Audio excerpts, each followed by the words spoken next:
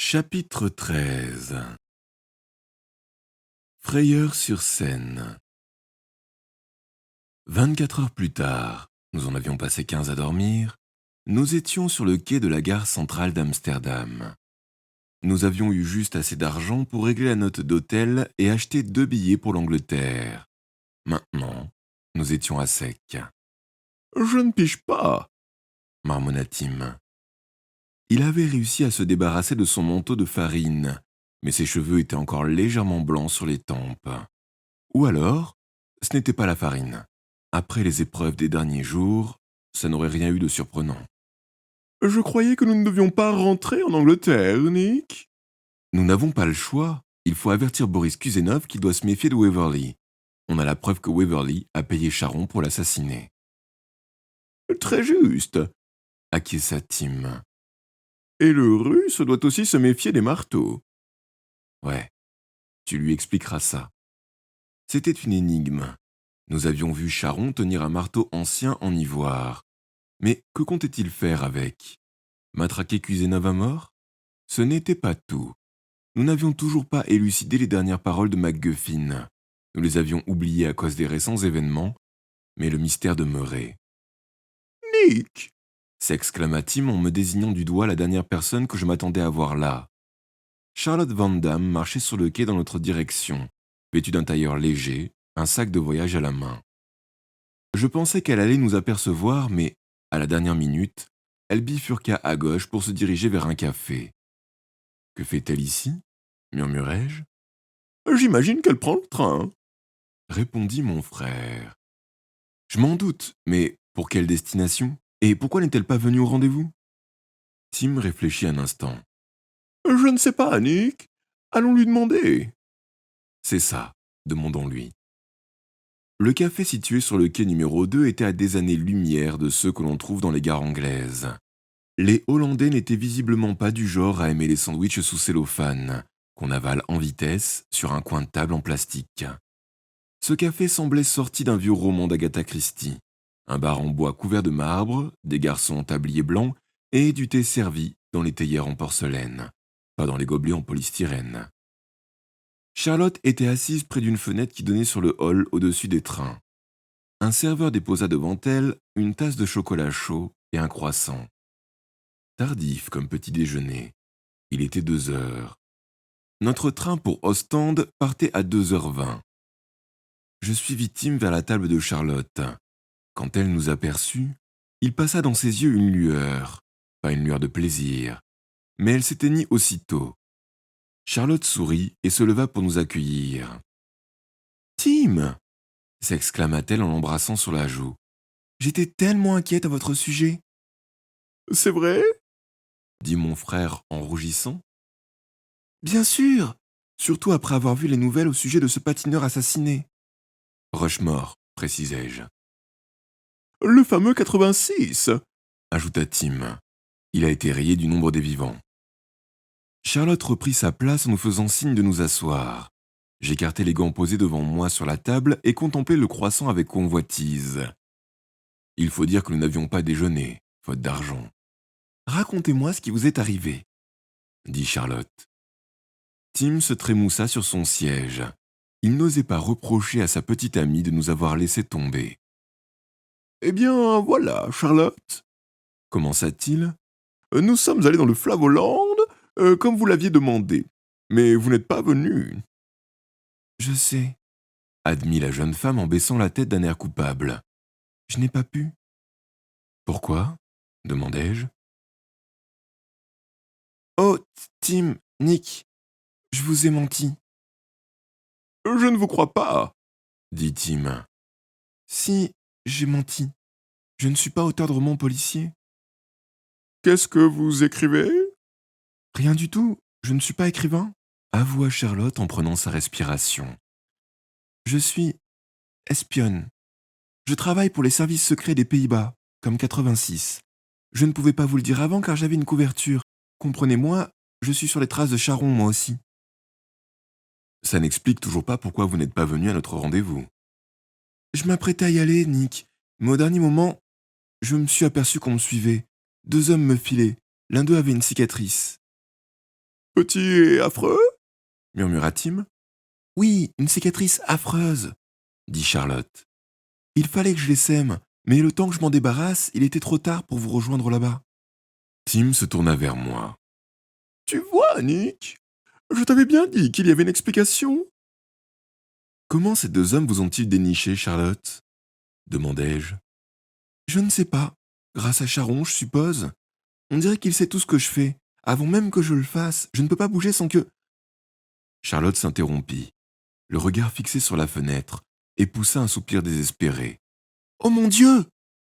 Je me retournai et soudain, une grande lassitude m'envahit. Ils ne nous avaient pas encore repérés, mais ça n'allait pas tarder. Le balafré et l'affreux s'apprêtaient à entrer dans le café. Ce sont eux! Chuchota Charlotte. Elle s'était levée, le visage livide. Séparons-nous! D'accord! S'empressa d'approuver mon frère. Je pars avec vous! Je te remercie, Tim, dis-je d'un ton aigre. Charlotte se dirigeait déjà vers les portes des cuisines. Non, décréta-t-elle.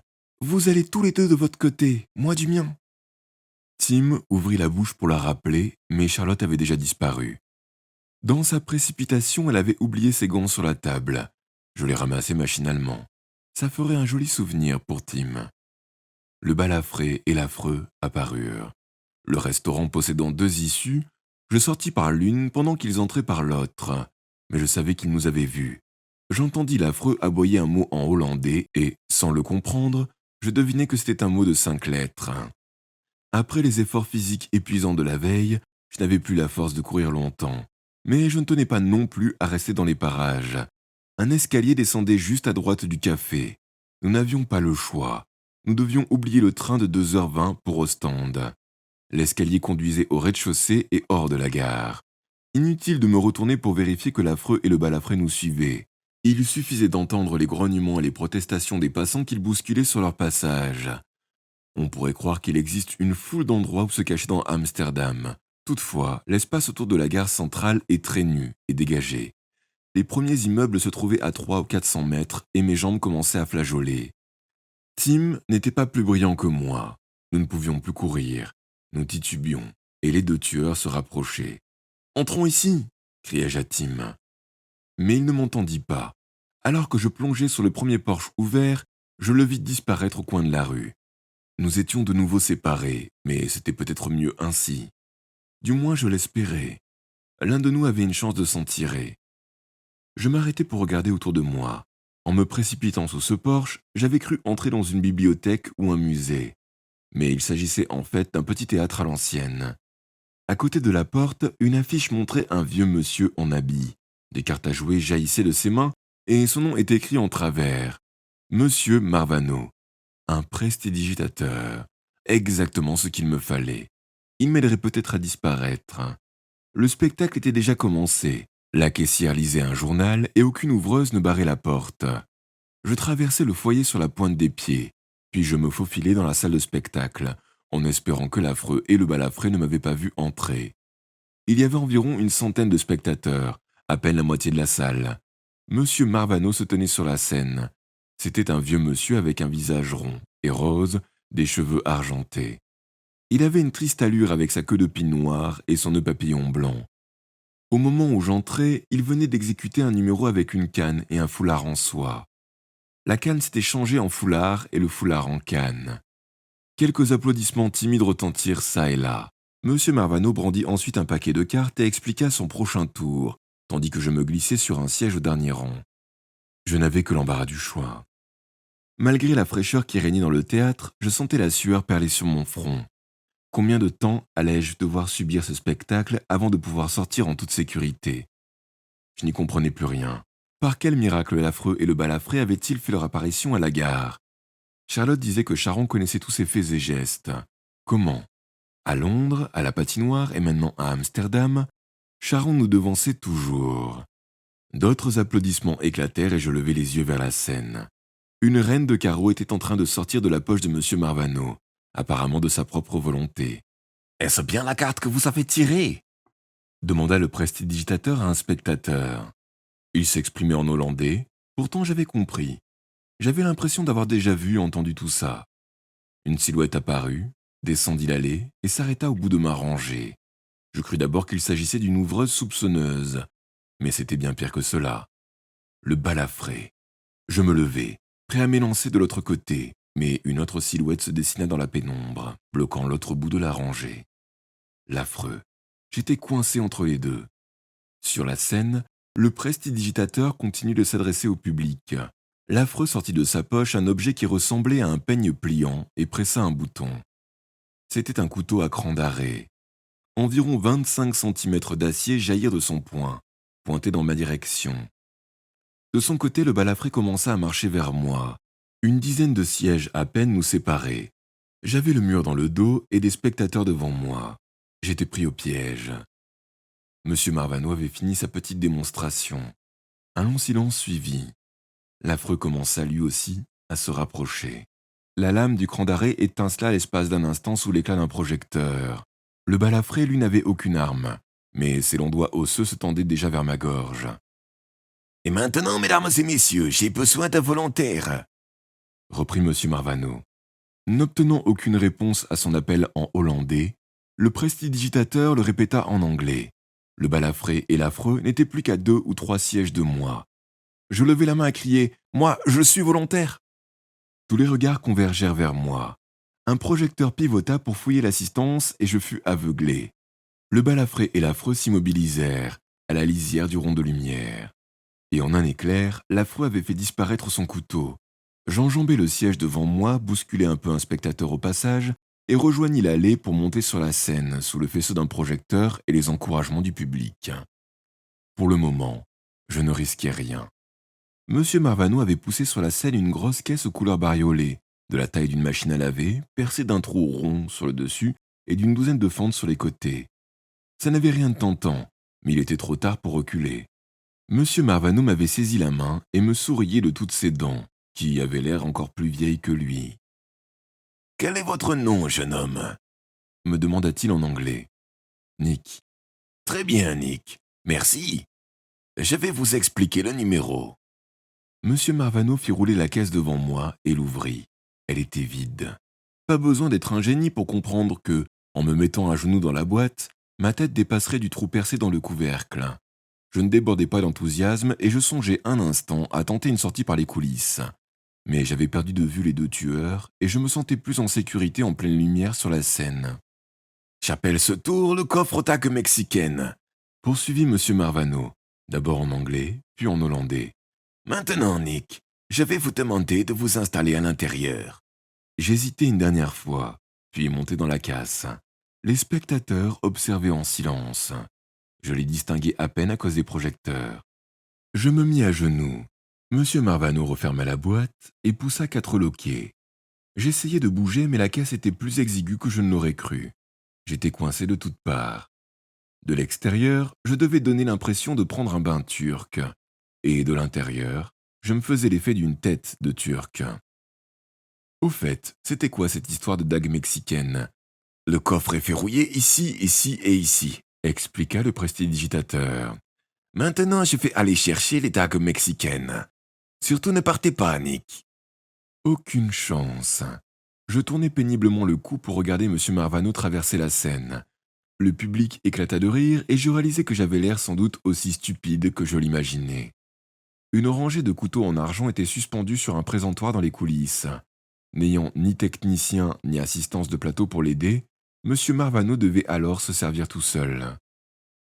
C'est le moment que choisit l'affreux pour réapparaître. Il surgit derrière M. Marvano, dans l'obscurité des coulisses, et le frappa durement à la mâchoire. Le vieux prestidigitateur s'effondra mollement. Le tueur le soutint un moment, le temps de lui retirer sa veste, puis le laissa tomber. C'était un joli coup, mais j'avais été le seul à l'avoir admiré. Une seconde plus tard, le balafré surgit à son tour et enfila la veste de M. Marvano. Puis il poussa sur la scène le présentoir avec les dagues. Le public s'agita, intrigué. J'essayai de donner un coup de coude dans la caisse. Peine perdue. Le panneau frémit à peine et la douleur de mon bras se réveilla. « Mesdames et messieurs, j'ai le regret de vous annoncer que M. Marvano vient d'avoir un léger malaise. Il m'a prié de poursuivre le numéro à sa place. » Le balafré brandit la première dague. Longue d'une centaine de centimètres avec une lame incurvée, elle semblait plus meurtrière encore que le clan d'arrêt de l'affreux. Le manche était décoré de faux dessins aztèques. La dague était peut-être fausse, elle aussi, mais de l'endroit où je me trouvais, elle me paraissait terriblement réelle. Le balafré avança lentement vers moi. Jamais je ne m'étais senti aussi impuissant. Je ne pouvais ni bouger, ni même respirer. Je ne pouvais que regarder. Le balafré jouissait de chaque seconde. Il me sourit, un sourire de pleine haine.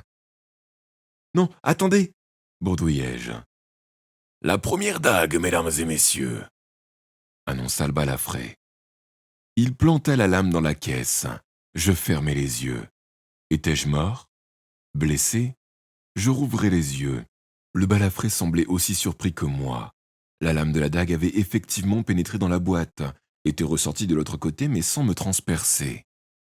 Les spectateurs étaient médusés. Ils s'étaient réveillés de leur douce torpeur. Sans doute pensaient-ils que ce nouveau prestidigitateur était doué de qualités qui manquaient au précédent. La folie, par exemple. Des applaudissements enthousiastes éclatèrent. Le balafré prit 2 autres dagues et un rictus aux lèvres les plongea dans la caisse. Les 2 lames traversèrent le bois sans m'effleurer. Le public applaudit de nouveau. Grimaçant, furieux, le balafré saisit les autres dagues, 12 au total. Il les enfonça l'une après l'autre dans la caisse, attendant chaque fois que je pousse un hurlement. Mais rien ne se produisit. J'étais intouchable. Je commençais sérieusement à ressembler à une pelote d'épingle à la grande joie du public. Il ne restait plus une seule dague, et donc plus une seule fente. Mais le balafré n'avait pas terminé. Il plongea la main dans sa poche et en ressortit le couteau à cran d'arrêt de son complice. La lame jaillit. Le public se tut. Le balafré se pencha au-dessus de moi. Je voyais ses veines battre sous sa peau et le clignement nerveux de sa paupière. « Il n'y a plus de trou dans la caisse, Diamant, » souffla-t-il. « Celle-ci pour toi. 13 à la douzaine, hein? Ça t'apprendra à te mêler de nos affaires. Vous savez, c'était seulement pour avoir une médaille. Adieu, gamin. » Il visa soigneusement. Cette fois, pas question de passer au travers de la caisse. Ses yeux fixaient ma gorge, juste en dessous du menton. Lentement, délibérément, il leva son couteau. Le public retenait son souffle. Dans les coulisses, l'affreux surveillait le corps inanimé de M. Marvano. La lame s'immobilisa juste au-dessus de ma tête. Je n'arrivais pas à y croire. J'allais être assassiné en public, devant des spectateurs qui avaient payé leur billet. Le dernier son que j'entendrais serait leur applaudissement. En tout cas, personne ne pourrait me réclamer un bis.